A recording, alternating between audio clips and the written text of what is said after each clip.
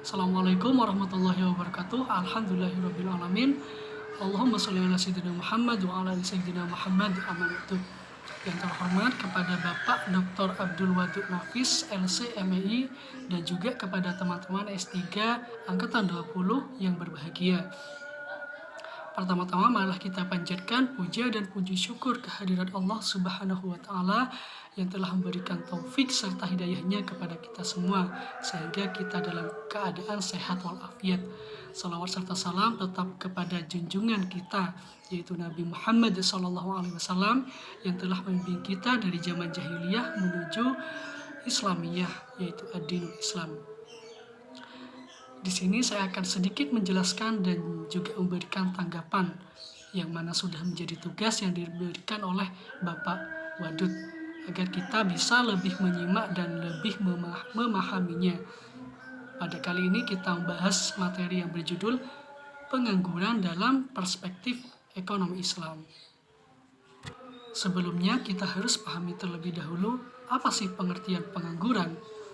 Pengangguran adalah orang yang masuk dalam angkatan kerja pada umur 15 sampai 60 tahun yang sedang mencari pekerjaan dan belum mendapatkannya. Menurut apa yang telah disampaikan oleh Bapak Wadud. Menurut Wikipedia, pengangguran atau tunakarya atau dalam bahasa Inggris unemployment adalah istilah untuk orang yang tidak bekerja sama sekali atau sedang mencari pekerjaan atau bekerja kurang dari 2 hari selama seminggu, atau seorang yang sedang berusaha mendapatkan pekerjaan yang layak dari sebelumnya. Jadi dalam konteks ini, orang yang sedang menempuh pendidikan tidak dikatakan pengangguran karena masih dalam tahap belajar untuk memasuki dunia kerja. Meskipun pada umur di atas 15 tahun atau pada umur kisaran siswa SMA dan juga kisaran umur mahasiswa. Kemudian sekarang membahas tentang macam-macam pengangguran. Macam-macam pengangguran ada 4, yaitu yang pertama pengangguran terbuka, yaitu adalah pengangguran murni yang tidak bekerja, padahal sudah memasuki umur-umur yang layak untuk bekerja. Hal ini mungkin dia memasuki tahap transisi dari masa pendidikan menuju dunia bekerja, kayak seperti itu. Atau sudah bekerja tetapi resign atau PHK dan sedang mencari pekerjaan, atau juga mungkin emang tidak mau bekerja. Yang nomor 2 yaitu pengangguran tersembunyi, yaitu bekerja tetapi tidak sepenuhnya dia bekerja, seperti dalam suatu pabrik yang lebih banyak pekerja daripada apa yang diproduksi. Pasti ada sebagian pekerja yang istilahnya menganggur pada waktu tertentu karena pabrik sudah mencapai produksinya atau targetnya. Pastilah ada waktu-waktu longgar. Inilah salah satu contoh pengangguran tersembunyi. Yang nomor 3 yaitu pengangguran musiman. Jadi pekerja itu bekerja pada hari-hari tertentu atau bulan-bulan tertentu. Seperti petani misalkan pada saat masa panen atau masa tanam dia bekerja. Di luar itu tidak bekerja. Ini bisa dikatakan pengangguran musiman. Kalau emang dia tidak bekerja di luar masa-masa tertentu. Yang nomor 4 yaitu pengangguran setengah menganggur.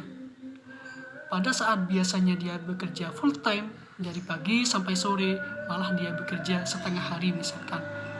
Jadi kita bisa simpulkan macam-macam pengangguran ada 4. Yang pertama pengangguran terbuka, yang nomor 2 pengangguran tersembunyi, yang nomor 3 pengangguran musiman, yang nomor 4 pengangguran setengah menganggur. Setelah kita tahu macam-macam pengangguran, setelah itu kita harus mengetahui jenis-jenis pengangguran. Yang pertama pengangguran friksional, yaitu orang yang tidak bekerja, yang sebelumnya bekerja tetapi menginginkan pekerjaan yang baru. Jadi ada orang misalnya bekerja di suatu perusahaan karena dia merasa tidak cocok, atau karena upahnya terlalu rendah, atau pekerjaannya tidak sesuai dengan apa yang diharapkan, lalu dia resign, berhenti, menginginkan pekerjaan yang baru. Selama dia menganggur, dia bisa dikatakan pengangguran friksional. Yang nomor 2 yaitu pengangguran siklikal, yaitu pengangguran disebabkan siklus ekonomi. Contoh perusahaan BUMN di dalam negeri yang produksi minyak sawit yang dipasarkan ke Eropa karena sawit itu bermasalah dalam hal produksinya, mungkin timbullah sanksi dari konsumen utama, yaitu dari Eropa. Hal ini menimbulkan berkurangnya produksi sawit, berimbas kepada pengurangan para pekerja. Karena di PHK ini dinamakan pengangguran siklikal. Yaitu pengangguran struktural, yaitu pengangguran yang disebabkan oleh situasi ekonomi tertentu. Yang dia di PHK karena ada pandemi COVID-19 misalkan, seperti saat ini bisa dikatakan struktural karena ada pandemi ekonomi, sempat terhambat karena ada pembatasan sosial. Produksi pun juga mengalami keterhambatan, berimbas kepada para pekerja pabrik tersebut, sehingga menimbulkan PHK massal seperti kemarin pada masa PSBB. Hal ini bisa dikatakan pengangguran struktural. Nomor 4 yaitu pengangguran teknologi, artinya pengangguran yang diakibatkan teknologi, karena peralihan antara pekerja dari manusia beralih kepada pekerja robotika yang otomatis dan lebih cepat. Dengan peralihan tersebut mengakibatkan pengurangan pekerja manusia karena alasan kurang efisien mungkin. Hal ini harus ada perhatian khusus dari pemerintah agar tidak terjadi hal-hal yang seperti ini. Kemudian sekarang apa dampak pengangguran? Dampak pengangguran yang pertama, menurunkan pendapatan per kapita dan pertumbuhan ekonomi. Kalau banyak pengangguran, otomatis pendapatan negara mengalami penurunan. Hal ini karena penurunan pajak pada setiap orang yang menjadi salah satu penghasilan negara.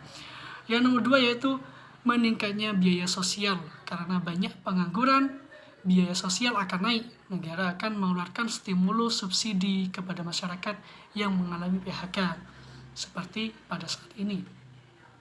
Yang nomor 3 yaitu menurunkan aktivitas perekonomian. Karena banyak yang tidak bekerja, perekonomian pun juga melandai. Yang nomor 4, menurunkan pendapatan negara. Yang nomor 5, menurunkan tingkat keterampilan karyawan. Yang bekerja otomatis punya keterampilan yang dia kuasai sehingga dia dapat bekerja pada bidang tersebut. Yang nomor 6, kegiatan pendistribusian kurang lancar. Distribusi akan lemah yang disebabkan ekonomi yang melandai. Yang nomor 7 yaitu terjadinya kemiskinan. Yang nomor 8, kurangnya gizi karena kemiskinan tadi. Yang nomor 9, tindak kriminalitas meningkat karena persaingan juga meningkat. Karena hal itu terjadinya tindak hal-hal negatif di mana-mana. Yang nomor 10, produktivitas tenaga kerja rendah yang disebabkan kemiskinan itu tadi. Yang terakhir, upah yang rendah. Selanjutnya, bagaimana mengatasi pengangguran? Yaitu kita bahas cara mengatasi pengangguran. Yang pertama yaitu menyelenggarakan bursa tenaga kerja. Yang nomor 2, informasi lowongan kerja harus beredar dalam masyarakat.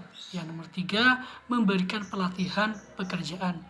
Yang nomor 4, membuka lapangan kerja sebanyak-banyaknya. Yang nomor 5, meningkatkan peredaran modal usaha. Yang nomor 6, meningkatkan jiwa kewirausahaan. Yang nomor 7, yang terakhir, transmigrasi. Setelah itu kita membahas penyebab pengangguran. Yang pertama, tidak sebanding penawaran dengan permintaan pekerja. Yang nomor 2, turunnya pengeluaran total dan output. Yang nomor 3, perubahan teknologi. Yang nomor 4, waktu yang dibutuhkan untuk mencari pekerjaan. Setelah itu, kita memahami tentang pengangguran dalam ekonomi Islam. Yang pertama, pengangguran jabariyah atau terpaksa, yaitu pengangguran yang tidak bekerja, yang tidak mau bekerja tetapi tidak mendapatkan pekerjaan. Disebabkan oleh pekerjaan musiman misalkan. Dia tidak bekerja karena bukan pada musim-musimnya. Yang nomor 2 yaitu pengangguran khiyariyah, atau disebut juga pilihan. Jadi dia ingin bekerja tetapi harus dengan keterampilannya. Atau tidak cocok bekerja di perusahaan sebelumnya karena bukan dari basicnya itu sendiri. Selanjutnya, solusi pengangguran dalam perspektif ekonomi Islam. Yang pertama dengan mekanisme individu, yaitu kita dorong untuk dia bekerja supaya dia bekerja untuk keuntungan dia di dunia maupun di akhirat, dan bekerja untuk kehormatannya, harga dirinya, dan juga memenuhi kebutuhannya. Atau kalau tidak mempunyai keterampilan, harus mengikuti kursus-kursus supaya mendapatkan keterampilan dengan baik, sehingga bisa bekerja sesuai dengan keterampilannya. Yang nomor 2 yaitu dengan mekanisme sosial, yaitu dengan berinvestasi salah satunya, atau dengan mudharabah dengan sistem bagi hasil, sehingga menimbulkan siklus ekonomi yang lebih baik dan bagus. Mungkin hanya itu sekilas dari pembahasan yang disampaikan oleh saya kepada Bapak Wadud. Sebetulnya banyak yang disampaikan, tetapi di sini hanya mengambil poin-poin terpenting yang bisa diambil. Tanggapan saya dari materi kali ini adalah membahas tentang pengangguran dalam perspektif Islam. Yang pertama membahas tentang definisi pengangguran, macam-macam dampak dan jenisnya. Setelah itu penyebab dan cara mengatasi pengangguran, kemudian pengangguran dalam perspektif Islam dan cara menanggulanginya. Mungkin hanya itu dari saya. Terima kasih kepada Dr. Abdul Wadud LCMI. Mohon maaf bila terdapat salah kata